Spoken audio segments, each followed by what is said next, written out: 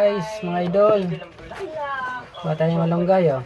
Dati ang pinipitas ko lang na bulaklak na binibigay sa kanya. Alam mo yung mga bulaklak na nagtutusok sa baha? Hindi ba sa pata nung Dito? ng Nazareno? Sa ni Mama Mary. Ang dami nagtutusok ng mga bulaklak doon, mga flowers na Wala ganda. pang malunggay. Tuwing hapon, ang gagawin ko, pipiliin ko doon yung hindi palanta na bulaklak. Ipunin ko yun. Wala sa balatong, munggo.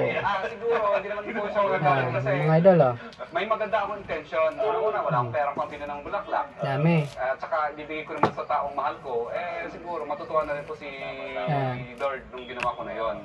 At saka kaysa naman mabulok, pipitasin din yun, tatapon. So ako hanggat pa namubulok, pinitas ko na. Ginawa ko. Nakalimutan ako Idol, na yung nagsusok na. Sigurado Himay tayo, himay.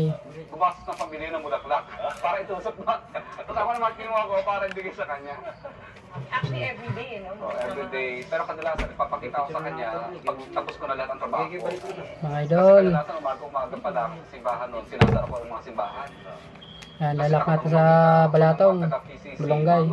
Sa college. Kasi ang simbahan ng Immaculate Conception, at saka Pasig Catholic College, tumbling lang ang pagitan.